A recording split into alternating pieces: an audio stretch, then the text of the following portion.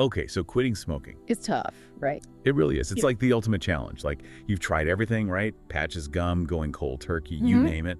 And you end up, back where you started, lighter in hand. Millions of people around the world struggle with this. It's a real thing. It is, and it's so frustrating. You want to quit, but it feels impossible. Exactly. But Yeah. what if there was a way to quit without all that struggle, without the cravings and the withdrawal? Well, that's what Allen Carr's book, Easy Way to Stop Smoking, is all about. It's an unconventional approach, but it's helped millions of people quit. Over 13 million books sold. Yeah. That's got to mean something. right. It's pretty impressive. So, in this deep dive, we're going to take a closer look at Carr's method. We're going to explore his perspective on nicotine addiction, and we're going to hear from people who've actually quit using his method. Sounds good. What if the easy way isn't just a catchy title? What if it's actually possible? That's what we're here to find out. Okay, so who is this Allen Carr guy? So he wasn't a doctor or a scientist or anything like that. He was actually an accountant. An account. Yeah. But he was also a really heavy smoker. Like 100 cigarettes a day. 100 a day? 100 a day, that's serious. Wow, that's a lot of smoke breaks. Yeah, it is. And that's what led him to this whole journey, He struggled for years to quit. It makes sense, though. Yeah. If you're smoking that much. Exactly. And finally, he quit.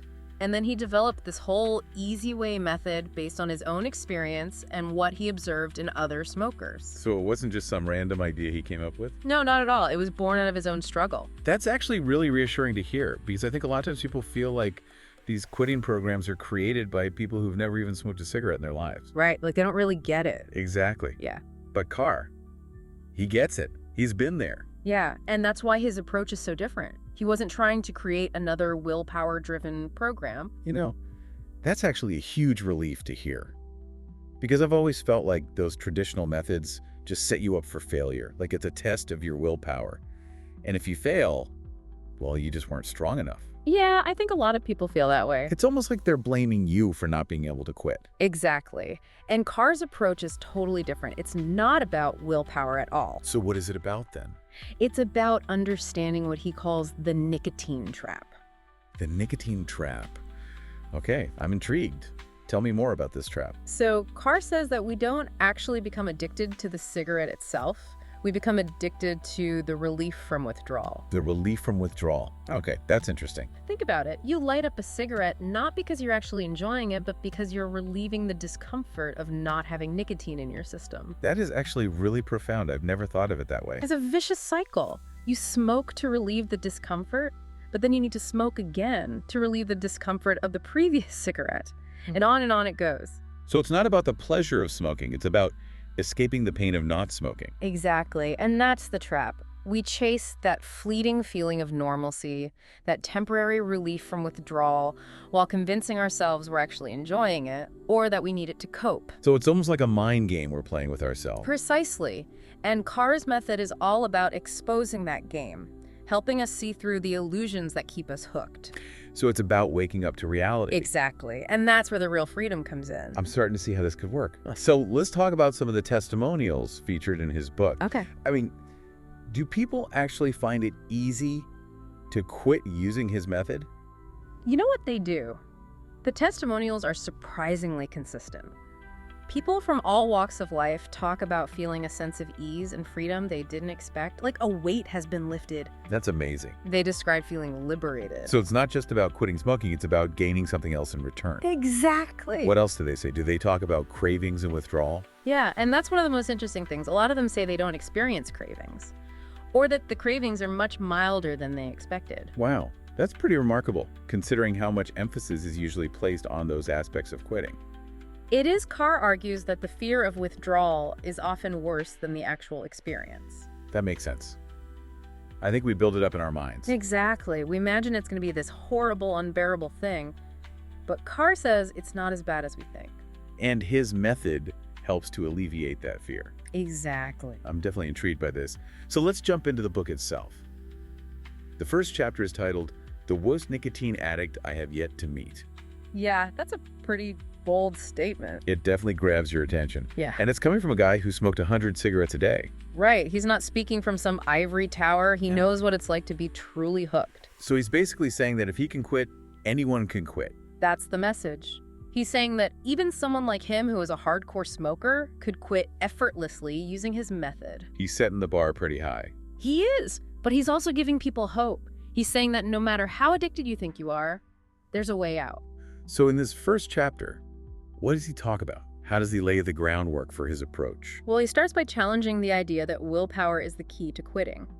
He says it's actually about understanding the trap and breaking free from its mental grip. So it's not about fighting the addiction, it's about outsmarting it. Exactly. It's about changing your perspective. Okay, so how does he do that? What's the secret sauce of the Easy Way method? Well, a big part of it is debunking those common justifications we have for smoking. He systematically dismantles those myths, exposing them as illusions that keep us hooked. So like when we say things like, I need a cigarette to relax, or smoking helps me focus, what does Carr say about those kinds of statements? He tackles each of those justifications head on. For example, he argues that smoking actually increases stress in the long run. Well, really? How Yeah. so? Well, think about it. You have the stress of the situation itself, and then you layer on the stress of being addicted, the stress of knowing you're damaging your health, the stress of needing another cigarette soon. So it's like a self-perpetuating cycle of stress. Exactly. You're trading one stress for another. That's a really interesting way to look at it. And he applies this same logic to other common justifications, like boredom.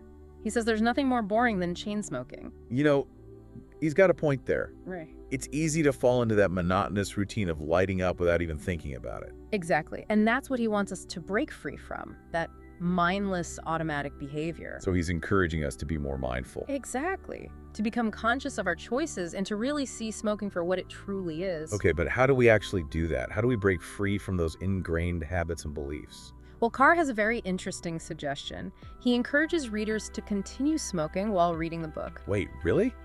That seems counterintuitive. How does continuing to smoke help you quit? He wants you to experience those aha moments, those realizations about the nature of the trap, while you're still a smoker. So you're essentially dismantling the illusion from the inside out. Precisely. The goal is to reach a point where you naturally and willingly choose to put out that final cigarette. Not because you have to, but because you truly want to. That's a really compelling idea. It takes the pressure off. You're not battling cravings. You're simply gaining understanding. Exactly. And this understanding, this shift in perspective, is what Carr believes makes quitting easy. You're not depriving yourself, you're freeing yourself. Okay, my mind is officially blown. Good, that's what we like to hear. This is all so thought-provoking. I can't wait to dive deeper into the book and explore more of Carr's ideas. Me too. There's a lot more to uncover. This is definitely a deep dive. I'm glad we're taking on together. Me too. It's going to be an interesting journey. All right, so we've laid the groundwork. We know who Allen Carr is. We have a basic understanding of the nicotine trap. And we've got a glimpse into the power of his method through those amazing testimonials. Now it's time to really get into the nitty-gritty of his approach. Exactly. So in our next segment, we'll delve deeper into Carr's analysis of nicotine addiction. We'll explore his arguments against those common justifications for smoking. And we'll discuss how his method actually works in practice. Sounds like a plan. Stay tuned, folks. We'll be right back after a quick break. So we've been focusing a lot on the mental side of things. Yeah. But what about the physical effects of nicotine? Right, well, Carr definitely addresses that too. Okay, good, because I was thinking, it can't all be in our heads. No, not at all. Nicotine is a powerful drug. Yeah, we know that. It's addictive. But how does Carr explain that? He compares its effects to those of heroin, actually. Whoa, heroin. That's a serious comparison. It is. And he says that a small dose of nicotine acts more rapidly on the lungs and brain than a small dose of heroin. Wow. Okay, so it's not messing around. Yeah. It's a real physical dependence. Exactly. And I think that's important to acknowledge because sometimes people try to downplay the physical side of addiction. Right. Like, oh, it's all in your head. Just stop thinking about it. Yeah, but it's not that simple. There's a real physiological component. And Carr doesn't shy away from that. He's honest about it. Right. But his point is that by understanding the true effects of nicotine, both mental and physical, we can start to break free from its hold. Okay, I'm following you. Yeah. So how does this understanding actually help us quit? Well, he argues that the key is to recognize that those feelings we associate with smoking, the relaxation, the focus, the energy boost, they're not actually coming from the nicotine itself. Interesting. So where are they coming from? There's simply the relief from withdrawal symptoms. Okay. So it's like I'm not actually feeling good. I'm just feeling less bad. Exactly. It's like you're chasing a ghost. A temporary illusion of a benefit that's actually just the absence of discomfort. Wow. My mind is blown again. That's really deep. It is. It's a real mind game. And every time you light up, you're reinforcing that illusion, making it harder to see the truth. So it's like I'm digging myself deeper into the trap with every cigarette. Exactly. And that's why Carr's idea of continuing to smoke while reading the book is so brilliant. Right, because you're experiencing the illusion while simultaneously deconstructing it. Exactly. You're seeing through the smoke and mirrors, but you're doing it from the inside, as a smoker. That's so clever. So it's not a battle of willpower. It's a process of understanding. Precisely. Okay, so let's talk about some of the specific things that Carr debunks in the book. He talks a lot about strikes, for example. Yeah. I think every smoker has said at some point, I need a cigarette to relax. Right. So what does Carr say about that? Well, he argues that smoking actually increases stress in the long run. Boy, really? How so? Think about it. You have the stress of the situation itself, right? Whatever's going on in your life. Right. And then you add on the stress of being addicted, the stress of knowing you're damaging your health, the stress of needing another cigarette soon. Oh, wow. I never thought of it that way. So it's like a double whammy of stress. It is. And those stresses, they compound over time. So it's not actually relieving stress. It's creating more stress. Exactly. It's a false sense of relief. You're trading one stress for another. That's crazy. I mean, it makes perfect sense when you think about it. Yeah. But I never really saw it that way before. And he does this with other common justifications too, like boredom. Okay. So what does he say about boredom? Well, he says, there's nothing more boring than chain smoking.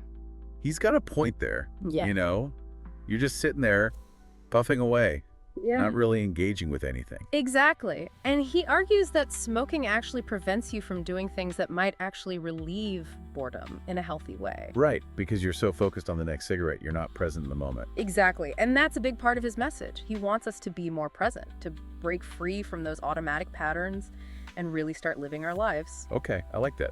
So what about concentration? I know some people say they need cigarettes to help them focus. That's another one he tackles. And he basically says that it's a myth that cigarettes actually hinder concentration by depriving the brain of oxygen and flooding it with toxins. Interesting. So that buzz I get after a cigarette, that feeling of focus.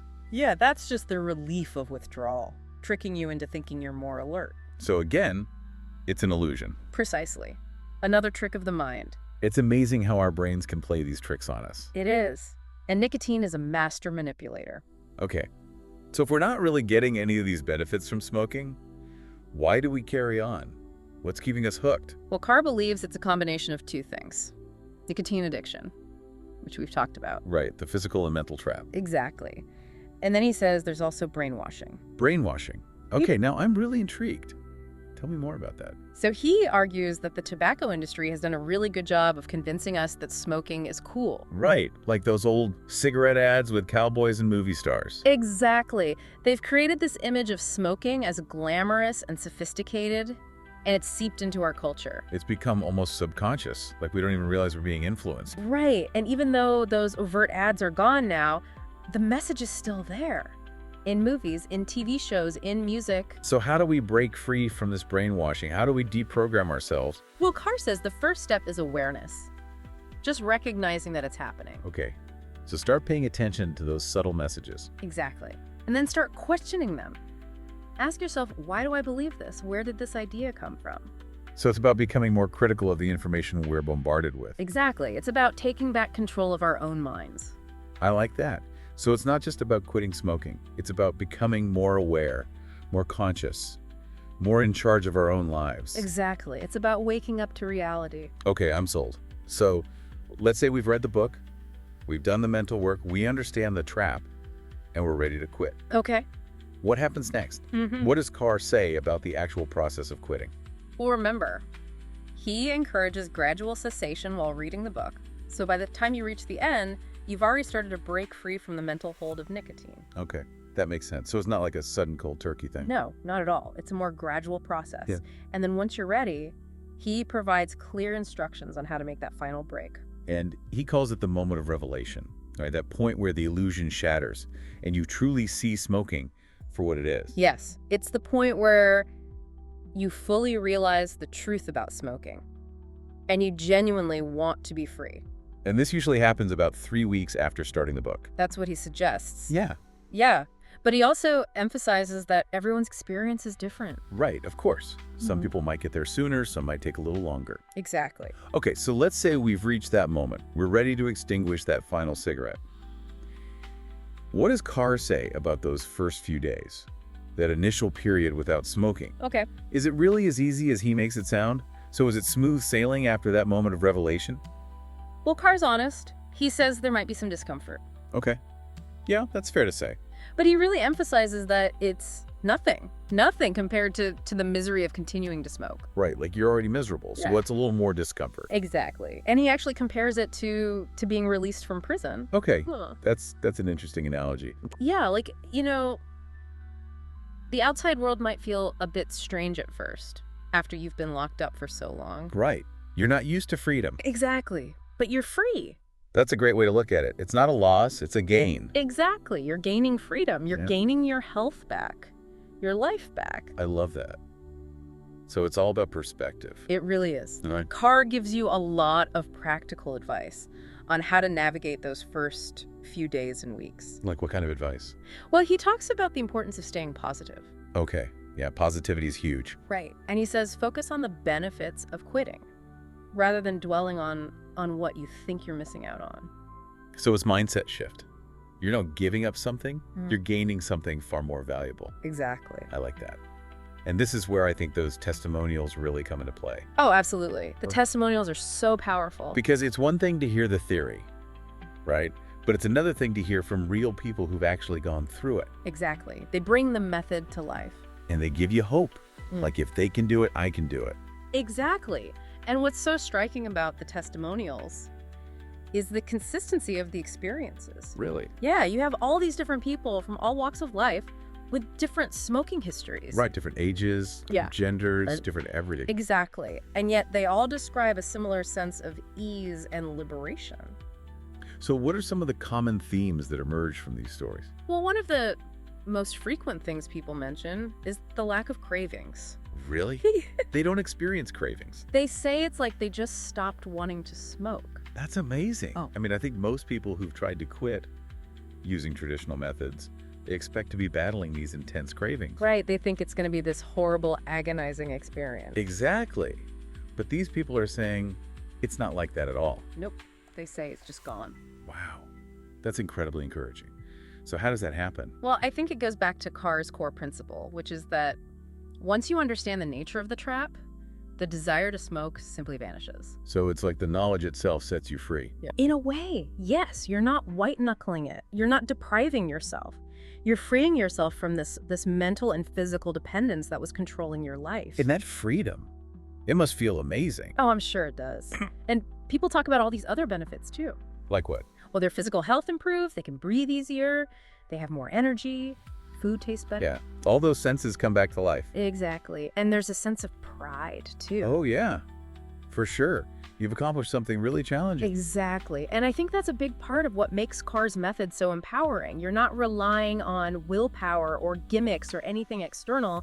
You're using your own understanding, your own knowledge to break free. It's like you've taken back control. Exactly. Yeah. And that feeling of empowerment, it extends beyond just quitting smoking. Oh, really? How so? People talk about feeling more in control of their lives in general, like they've broken free from a pattern of self-sabotage. Wow, that's powerful. It is. Yeah. And they talk about their relationships improving, their finances getting better, their outlook on life becoming more positive. It's like quitting smoking is just the first step. And then it opens up all these other doors. That's a great way to put it. It's like a ripple effect. So it's not just about quitting smoking. It's about transforming your entire life. Exactly. And I think that's the ultimate message of Carr's book, Quitting Smoking isn't about deprivation.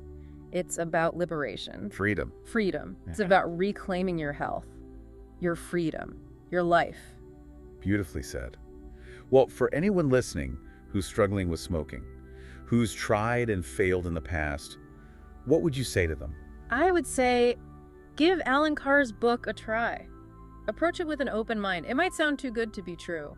But hey, Those testimonials, they're pretty convincing. They are. And what do you have to lose? Right? Except maybe a bad habit. Exactly. And you have everything to gain. Your health, your freedom, your future. Well said. Well, that's all the time we have for today, but I want to thank you so much for joining me on this deep dive into Allen Carr's Easy Way to Stop Smoking. It's been a pleasure. It's been fascinating. Yep. And I hope it's been helpful for anyone out there who's ready to kick the habit for good. Me too. And if you're interested in learning more about Carr's method, we've included a link to his book in the show notes. And be sure to subscribe to our channel for more deep dives into all sorts of interesting topics. Thanks for listening.